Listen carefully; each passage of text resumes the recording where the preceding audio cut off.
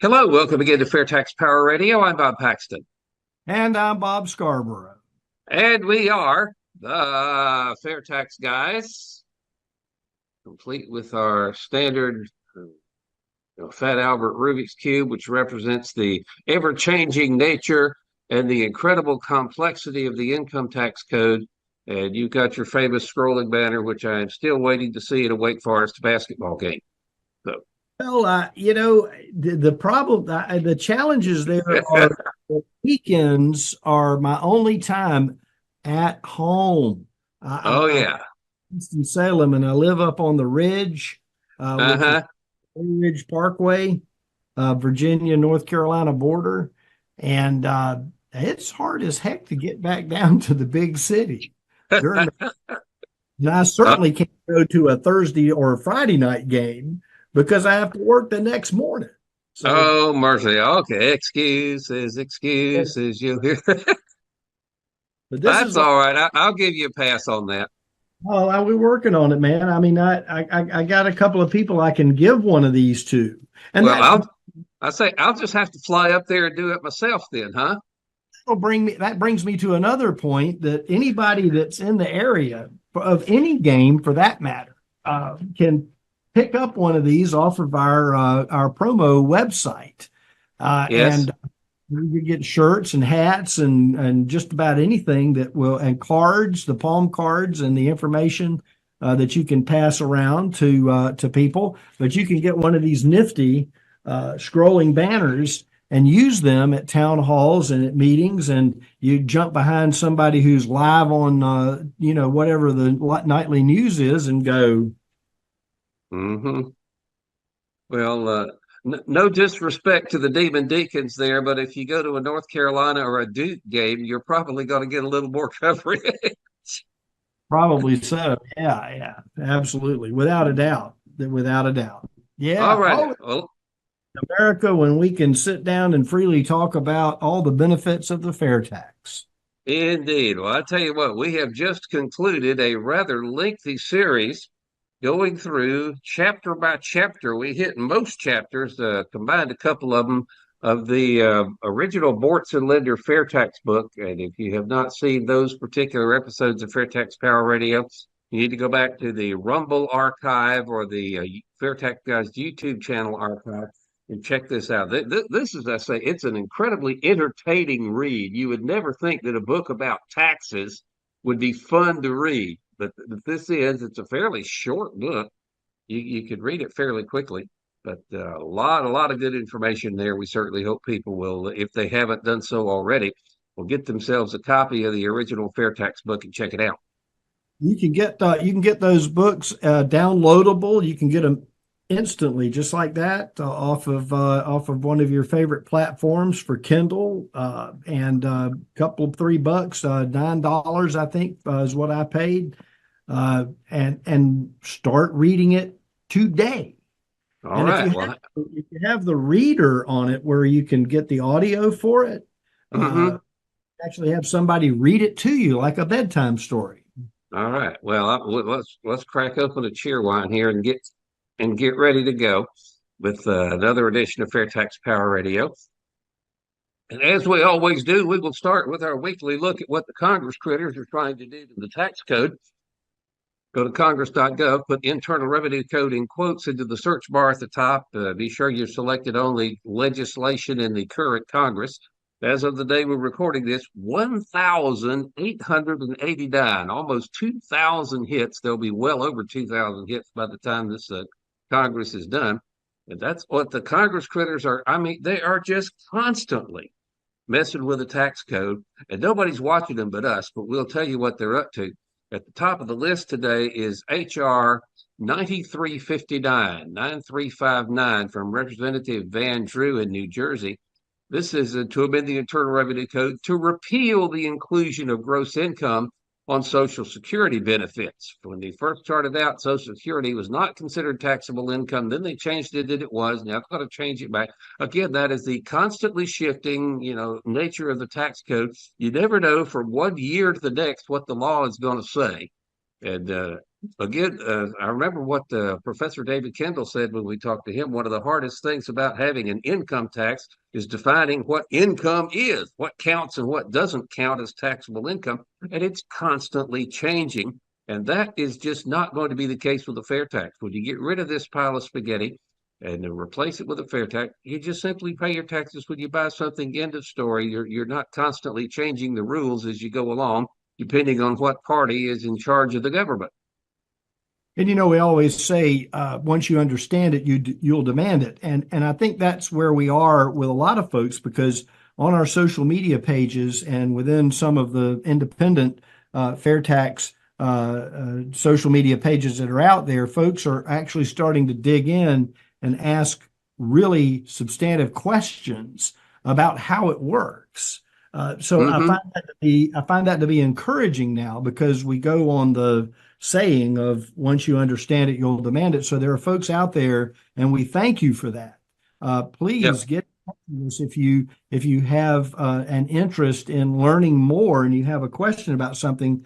There's plenty of information that's available from folks that have been at this for decades, literally, that can help answer questions that you may have about the fair tax.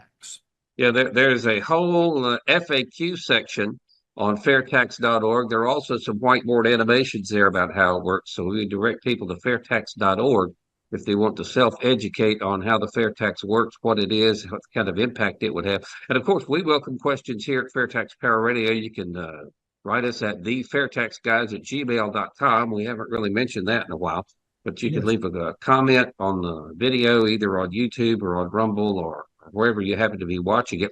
Facebook, we'll check that out. But we need to go on. Time's getting away from us. As our next little item on our Congress critter hunt this morning is H.R. 9354. This is from Representative Porter in California to amend the Internal Revenue Code to make certain temporary provisions relating to the child tax credit permanent, and to make such credit fully refundable, and to increase the corporate tax rate. Again, incredible instability in the tax code. Something that was permanent is something that was temporary. They're going to try to make permanent. If they do that, then a future Congress will take that permanent provision and make it temporary again, or get rid of it entirely. And fully refundable tax credit is just, shall we say, a code word, or we're just going to hand you money, you know. Usually a credit will offset the tax you owe, but if you get a credit that is higher than the tax you owe, you get back the difference. We're just going to hand you the money. And so that is just constantly going on in the tax code. H.R. 9338 is the next one, to amend the Internal Revenue Code to, get this, restrict the advanced manufacturing production credit with respect to components produced by or in connection with foreign entities of concern. You can't make this up. Borrowed industries of concern, interests of concern. Is that what you said? It's foreign, F-O-R-E-I-G-N. That means, apparently countries that are not friendly to the United States would be a foreign entity of concern. Biggest one, of course, being China, where all of our manufacturing has gone to, because our tax code has driven all of our manufacturing over there. And so that's what it is. But this is the advanced manufacturing production credit, which I am not really intimately familiar with off the top of my head. But they want to restrict that advanced manufacturing production credit if you're talking about components produced by or in connection with a foreign entity of concern. Isn't it amazing what you can find when you actually look and see what the folks you have hired to be your leaders in Washington are actually trying to do to you and with your money? And they figure we're not watching. And I think that due to advances in technology, we're watching more than they really realize we are. Yep, I tell you what, we gotta wrap up here. This just we got a couple of them that are actually, you're not going to believe this. This is let me back up and get my scroll this back up to where it needs to be. HR 9333 from Representative Keene in New Jersey to amend the Internal Revenue Code of 1986 to provide an income tax credit for the costs of certain fertility treatments. That was introduced on August 9th by Representative Keene in New Jersey. And what is kind of striking about that is if you scroll down a few little more things and you find H.R. 9269. This is from Representative Lawler in New York to amend the Internal Revenue Code to provide an income tax credit for fertility treatments. You think the left hand doesn't know what the right hand is doing? Two bills that apparently look like they're going to do exactly the same thing. This was introduced on August 2nd. So within a week of each other, two different representatives file a bill that says basically the same thing. The Congress critters aren't even paying attention to what the Congress critters are doing. Well, I think it just comes off the printer, Congressman A said to Congressman B, well, if I don't hear from you by 3 o'clock on Friday, I'm going to go ahead and print this out. And so all of a sudden everybody's left Washington early. And so they're both submitted that essentially duplicate effort. Yeah, it's not unusual at all to see companion bills, a bill in the House and a bill in the Senate that both do the same thing. But when you see two bills in the House introduced within a week of each other, both of them doing the same thing, wanting a tax credit for fertility treatment. And they're just not paying attention. Okay, that's going to wrap up the Congress.gov segment. We've run a little long on that one, but we want to get into something now that we're no longer looking at the FAIRtax book. We've got to come back weekly and find something to talk about. And the something to talk about that a lot of people are, are seeing in the news now was the original proposal that Donald Trump came up with to eliminate taxes on tips. He was talking to service industry workers, I think in Nevada, where there are a lot of them. And he was saying, all right, well, I'll tell you what, if you'll vote for me, I will make sure that your tips are not taxed. And of course, when that first came out, some people in the elite media were, say, oh, that's a terrible idea. It's going to cost the government X number of billions of dollars a year so much. They didn't like it much. But then a couple of weeks later, Vice President Harris on the other side came out with exactly the same thing. She tried to steal his thunder and said, all right, well, if you vote for me, there won't be any tax on tips. And of course, the media did not criticize the proposal at that point when it was coming from her mouth. But, that's not a rabbit hole we really need to go down here on FAIRtax Power Radio, being that this is a nonpartisan issue. But it's interesting that both candidates, or major candidates for president, have come out with the same idea. Let's not tax tips.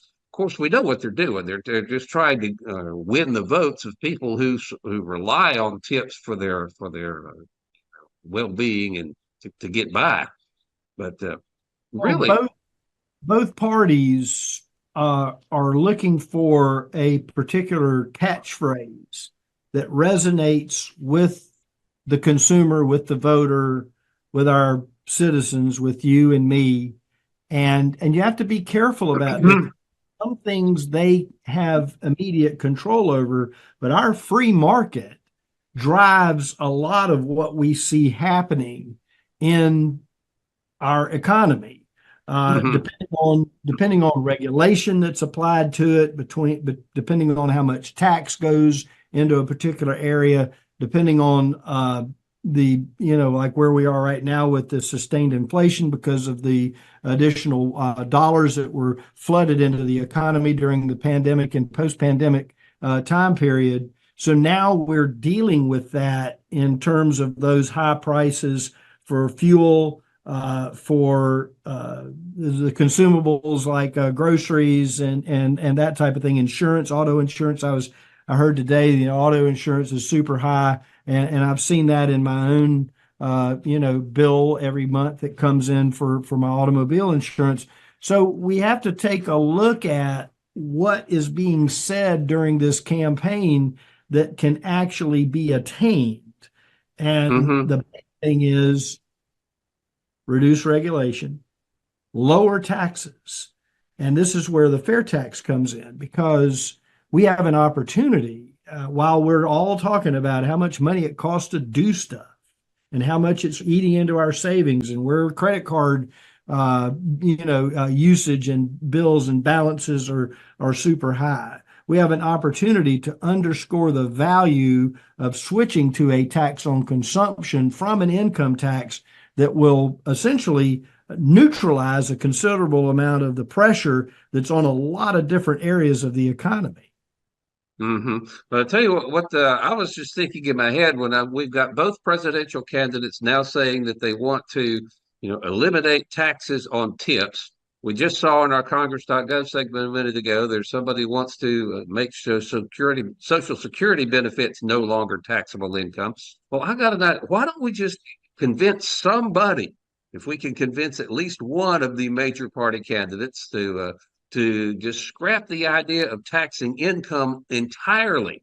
Don't tax any income. Don't tax Social Security benefits. Don't tax tips. Don't tax wages. Don't tax investment income. Don't tax income at all. And instead, tax consumption. We need to get somebody on that bandwagon. But what's really cool is there's a fairly nice comprehensive research library at FAIRtax.org. And actually, it's a rather old white paper. It was written in 2007 about what happens to the economy when you stop taxing income and you tax consumption instead. And so if you'd like to kind of follow along with the article we're going to go through here really quickly here for the next 12 minutes, it's at fairtax.org under the research tab under the economy, if you want to look at it. And it is a white paper called the Fair Tax and Economic Growth. And it starts out by saying that virtually all economists agree that the following will promote economic growth.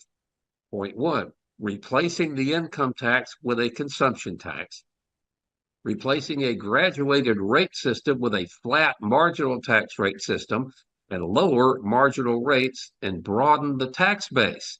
And he notes, of course, that the fair tax will do all three. Absolutely. The challenges are, I think, at where our government is and how all of the things that they've done over their careers in terms of raising money for reelection and special interests and so on. I think they're all sitting up there trying to figure out how to move things in a direction, knowing that a tax on consumption in our situation, HR 25, the Fair Tax will do that. The Fair Tax Act does all three of the things that Bob Paxton just mentioned. Here are some applied research results of economists who analyze the likely impact on the U.S. economy of moving from the current federal income tax system to a broad-based consumption tax, such as a national retail sales tax plan called for by HR 25, the Fair Tax. In a study of some of these numbers are amazing. Listen. Yeah. In the study of the specifics of the Fair Tax Plan, a company called Kotlikoff and Josik find that the capital stock will be 13% higher under the Fair Tax system, 13% higher under the Fair Tax system than under the current system. And this was back over almost 2 decades ago now, by 2010.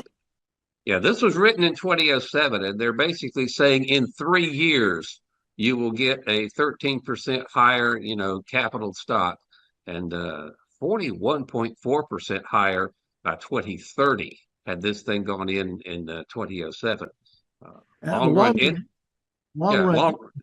would be 150 basis points lower than under the current system. Long-term interest rates. That's like a 30-year mortgage and for your house or some investment that you're making.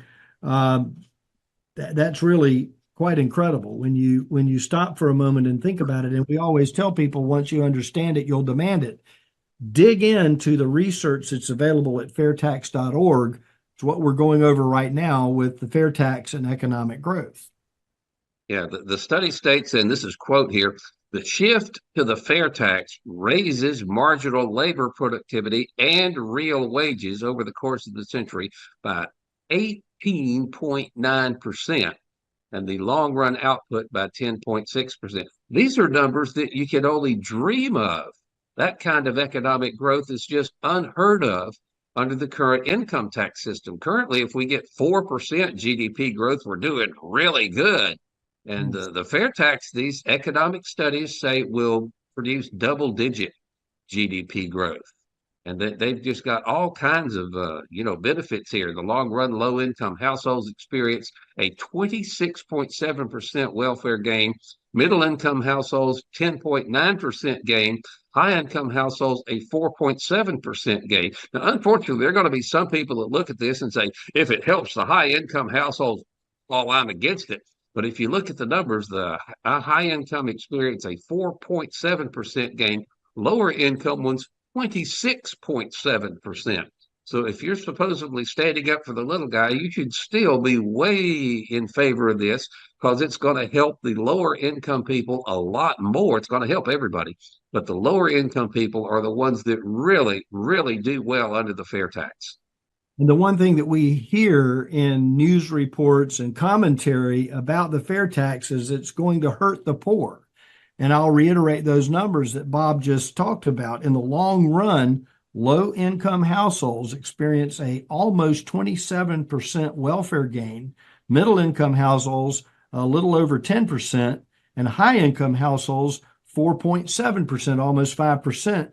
Very progressive long run outcome. And I think that's where the superficial gloss over 30-second soundbite on the news, nightly news, or wherever somebody's trying to downplay the benefits of a tax on consumption, we get caught up in, just because we're so busy with our lives and living and things that we do, we don't have the time to sit down and really consider these benefits. Again, I'll say it probably for the fourth time today. Once you understand it, you'll demand it. I know we're going to say it at the end of the show too, because we always do.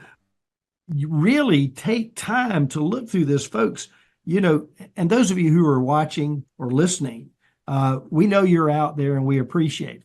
Please engage in conversation while everybody's talking about the election coming up. Let's get something like this going.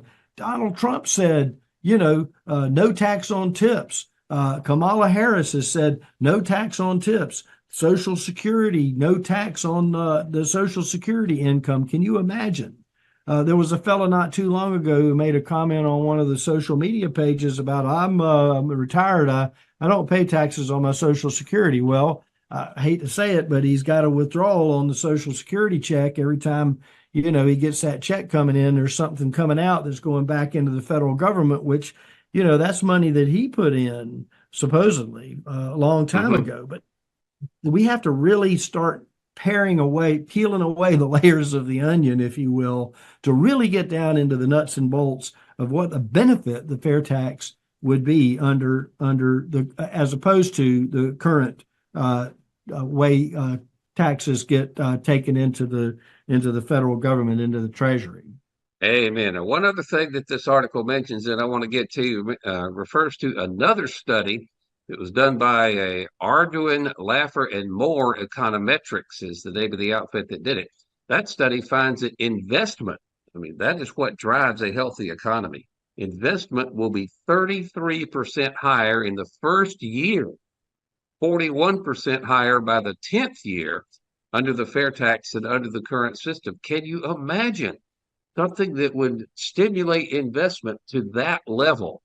Almost doubling in 10 years, 41% higher in 10 years under the fair tax than under the current system. The effect of an increased rate of productivity growth and the reduced efficiency costs yield GDP up to 24.4% greater than under the current system by the 10th year. 10 years after adopting the fair tax, then GDP is up 24.4%, according to this study by Arduin, Laffer, and Moore Econometrics. And those numbers aren't just pulled out of the air. Those guys spend a lot of time, a lot of effort, and a lot of money doing their research and figuring out these numbers. And actually, even you take the idea that if you tax something, you get less of it. If we start taxing consumption, people are going to quit spending.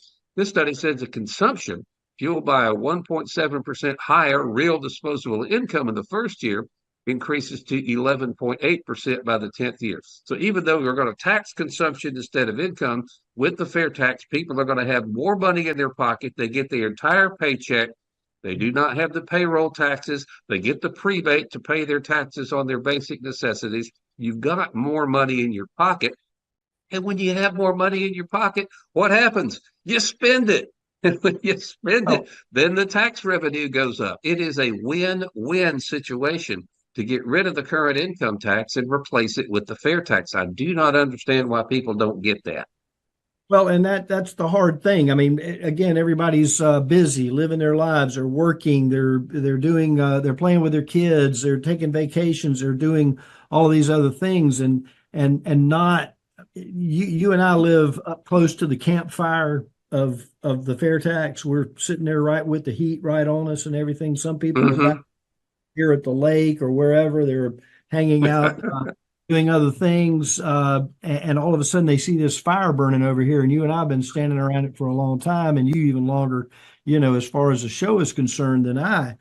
We have all of us and the folks that are on the program with us today and have been with us in the past. We thank you for that. It's time to get out there and stoke the flames of that fire and let other people know as you get through your conversations during the day. So, man, you need to do this. If you get those little index cards, the palm cards, and you get the business card size cards, and you leave one of those. It shows how the prebate works, like on a table at a restaurant or drive-through where you're going to get a sandwich or a cone of ice cream or something.